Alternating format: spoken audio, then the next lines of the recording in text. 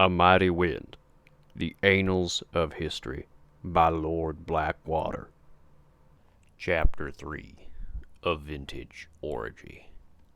He sharpened his knife on the stone slab until he was sure its edge could do the job.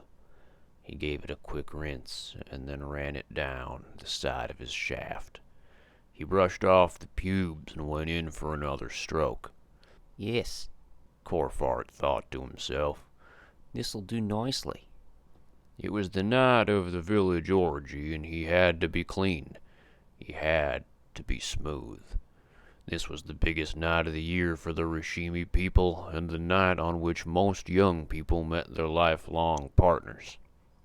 The night always began with one big pile, bodies moving and writhing together like a group of baby snakes trapped inside of a bucket. Everyone took part in the festivities, the floppy and the tight, the long and the thick, even the bleached and the non-bleached. As long as you didn't have red pubes and were willing to slap skins to the best of your ability, you were welcomed. Later on in the night, as the floppy got tired, the younger couples would pair off and head back to their huts. This is when the real beauty of the orgy night came about.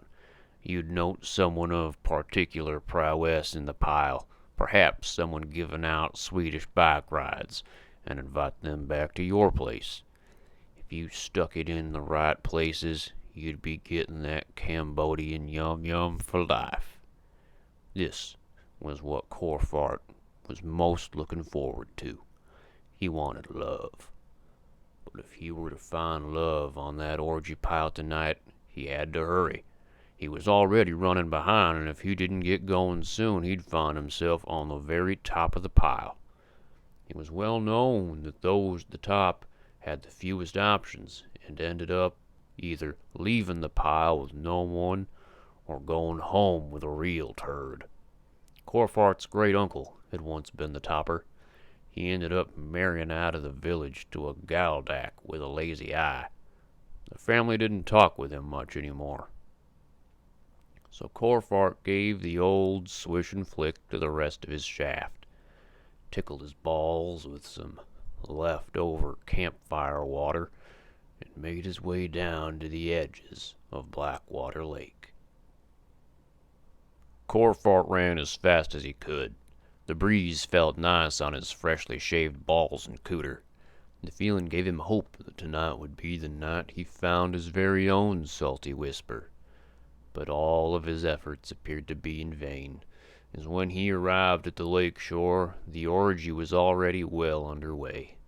There was a cacophony of moans, and the sound of slapping skin echoed across the water. It reminded Corfart of the noise a descaled sea bass makes when it's slapped onto a hot-oiled skillet. It smelled much the same as well. Corfart noticed several couples had begun to break off already from the orgy. His heart sank, and he let out a fart of frustration. Gwarp! If he had been wearing pants, they would have been ruined. Seawarp! Came a response from a mystery asshole nearby. Guess I'm not the only one who missed the party, said a gentle voice. Corfart turned to look where the ass-queef had come from. What he saw made Stephen pop veins he didn't know he even had. Corfart's groin felt like a sweet puff that was being pumped with too much cream and would soon explode at the seams, for standing next to him was the most beautiful Rishimi he'd ever laid eyes on. Too bad, replied Corfart. I was ready to jam my jelly onto some fine rye bread tonight. The mystery girl laughed. I only eat 12 grain, she said with a slight smile. The two looked into each other's eyes. My name is Corfart, and this is J.D., Corfart said, wiggling his wiener in a small circle. The mystery woman didn't respond, but instead put a finger up to Corfart's lips. She grabbed him by the J.D. and pulled him back to her hut.